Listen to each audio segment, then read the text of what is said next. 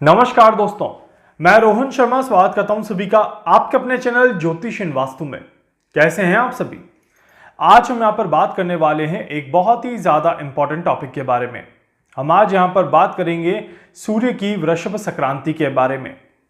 सूर्यदेव जब भी किसी राशि में प्रवेश करते हैं तो उस राशि की संक्रांति कही जाती है। 14 मई 2024 को सूर्यदेव राशि परिवर्तन करने जा रहे हैं। मेष राशि से निकल करके वृषभ राशि में प्रवेश करने जा रहे हैं और इसी वजह से वृषभ राशि में प्रवेश करने पर सूर्य की वृषभ संक्रांति कही जाएगी। कहते हैं कि सूर्य की संक्रांति की प्रक्रिया काफी लंबी होती है और इसी वजह से सूर्य की संक्रांति बहुत ज्यादा महत्वपूर्ण होती है। सूर्य का उस राशि में प्रवेश करना और उस राशि में एक महीने तक रहना और अपने कार्य को पूरी तरह से करना एक अलग चीज है, परंतु सूर्य की संक्रांति की कैलकुलेशन एक पूरा अलग प्रोसेस होता है और इसी वजह से मैं हर महीने आप सभी को सूर्य के संक्रांति का महत्व बताता हूं और सूर्य की संक्रांति का किस तरह से चक्र रहेगा और किस तरह से सूर्य की संक्रांति अपना काम करेगी उसके बारे में मैं हमेशा आप सभी को अपडेट देने की कोशिश करता हूं। इस बार भी हम बात करने वाले हैं सूर्य की वृषभ संक्रांति के बारे में।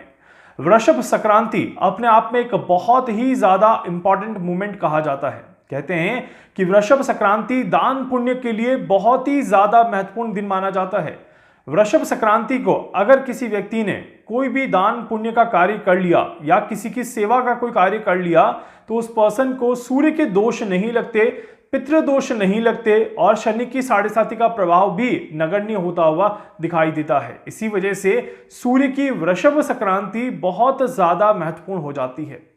अब सूर्यदेव कब राशि परिवर्तन कर रहे हैं, कितने बजे, कौन से नक्षत्र में, किस चाल के साथ आगे बढ़ रहे हैं, इसकी जानकारी मैं आपको एक एक करके देने वाला हूं। उम्मीद करूंगा कि आप सभी को यह जानकारी पसंद आएगी। सबसे पहले बात करते हैं कि सूर्य का यह राशि परिवर्तन कितने बजे हो रहा है।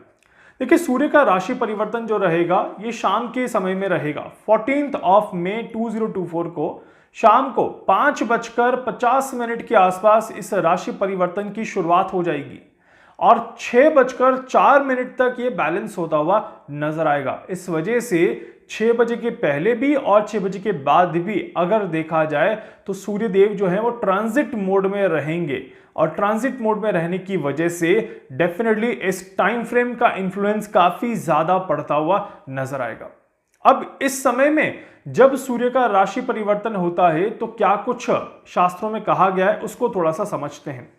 कहते हैं कि सूर्य का राशि परिवर्तन दिन के तीसरे भाग में, तीसरा भाग मतलब कि दोपहर 2 बजे से लेकर के शाम को 6 बजे तक के बीच में अगर आपका सूर्य का राशि परिवर्तन होता है तो इसका प्रभाव शेयर मार्केट के ऊपर बहुत बड़ा देखने को मिलता है। शेयर मार्केट में अप ट्रेंड बनते हुए दिखाई देते हैं, इस तरह के योग दिखते हैं और साथ ही साथ ये भी कहा जाता है कि शेयर मार्केट में निवेशकों को बहुत ज्यादा संभल कर चलने की जरूरत होती है। ये समय निवेशकों को उलझाने वाला समय रहता है और इस वजह से शेयर मार्केट से थोड़ी सी दूरी बना के रखना या प्रॉपर रिसर्च के बाद शेयर मार्केट में इन्वॉल्व होना आप सभी को लाभ देता है। सूर्योदय के बाद और सूर्यास्त के समय जब संक्रांति का महत्व हम देखते हैं तो एक और चीज बड़ी क्लियर दिखाई देती है कि समाज में कहीं ना कहीं हिंसात्मक गतिविधियां पैदा होते हुए दिखाई देती है। समाज में कहीं ना कहीं कलेश बढ़ता हुआ दिखाई देता है। ग्रह कलेश काफी ज्यादा देखने को मिलता है।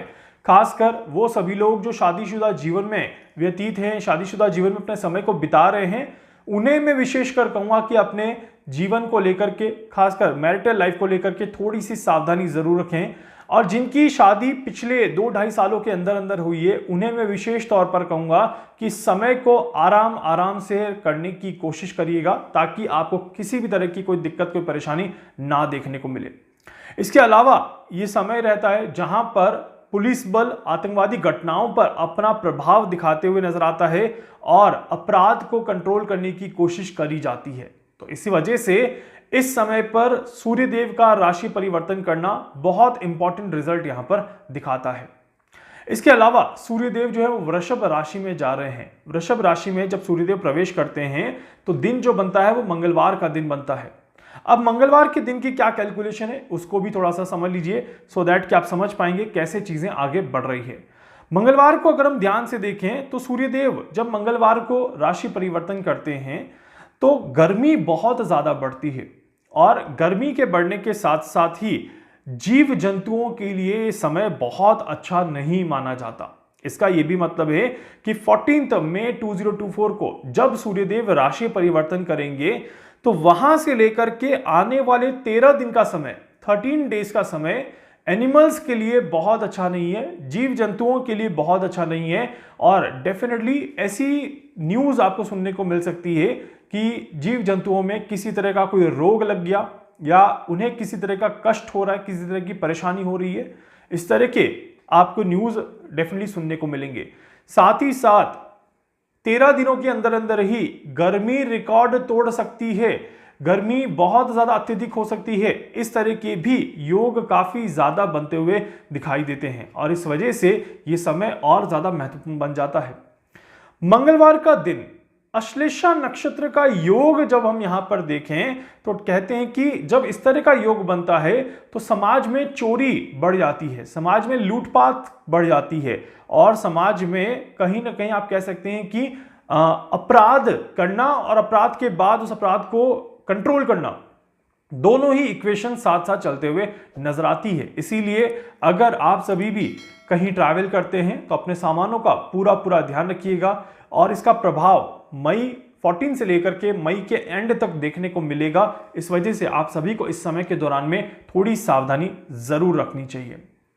इसके अलावा वृषभ संक्रांति खेती के लिए, फसलों के लिए बहुत अच्छी मानी जाती है और वृषभ संक्रांति का ये जो प्रभाव है ये फसलों के लिए डेफिनेटली कहीं ना कहीं अच्छे रिजल्ट लेकर के आने वाला रहेगा।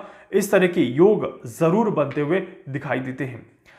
एक और चीज मैं यहां पर कहूंगा कि ये वो समय है जहां पर लोग मादक पदार्थ मतलब कि ड्रिंक्स हो गया, अल्कोहल हो गया, ड्रग्स हो गया या फिर नॉनवेज हो गया, उसकी तरफ ज्यादा अट्रैक्ट होते हैं। आप सभी को इस अट्रैक्शन को कंट्रोल करने की जरूरत है। बहुत ज्यादा इस तरह की चीजों पर अट्रैक्ट होना आपको नुकसान दे सकता है, आपको परेशानियों में डाल सकता है और मैं पूरी तरह से रिक्वेस्ट करता हूं कि आप सभी सूर्य के इस राशि परिवर्तन का पूरा पूरा ध्यान रखें और अपने आप को इस तरह की चीजों में अट्रैक्ट ना करें जो आपकी सेहत को लेकर के आपको बाद में परेशान करें। इसके अलावा ये संक्रांति जो है बैठी हुई संक्रांति कहलाती है। इस वजह से अनुकूल और प्रतिकूल परिस्थितियां होते हुए भी चीजें कंट्रोल में रहेगी और चीजें बहुत आराम से निकलते हुए नजर आएगी और ये महीना सूर्य की इस संक्रांति को बहुत आराम से निकाल दिया जाएगा। इस तरह के संकेत भी यहां पर दिखाई देते हैं। तो ये एक बहुत ही ज्यादा पॉजिटिव संकेत है कि सूर्य की संक्रांति से बहुत बड़े प्रभावशाली रिजल्ट देखने को नहीं मिलेंगे, बहुत बड़े नुकसान के रिजल्ट देखने को नहीं मिलेंगे। कंट्रोल में चीजें रहेंगी और कुछ हद तक हमें उसे कंट्रोल करने की कोशिश भी करनी पड़ेगी। उम्मीद करता हूं कि सूर्य की संक्रांति का महत्व आप समझ गए हैं। सूर्य के राशि परिवर्तन के रिजल्ट क्या रहेंगे उसको मैंने पिछले वीडियो में ऑलरेडी बता दिया है। नहीं अगर आपने देखा है तो जाकर के उस वीडियो को जरूर देख लीजिएगा, उसमें आपको सारी जानकारी अच्छे से समझ आ जाएगी। इसके अलावा अगर और भी कोई डाउट है, कोई सवाल है, आप कमेंट बॉक्स में अपने सवालों को लिख सकते हैं। और इसके अलावा अगर आप कुछ पूछना चाहते हैं, जानना चाहते हैं, अपनी कुंडली का एनालिसिस करवाना चाहते हैं, आप मुझसे संपर्क कर सकते हैं। मैं पूरी कोशिश करूंगा आप सभी की हर संभव मदद दें। धन्यवाद।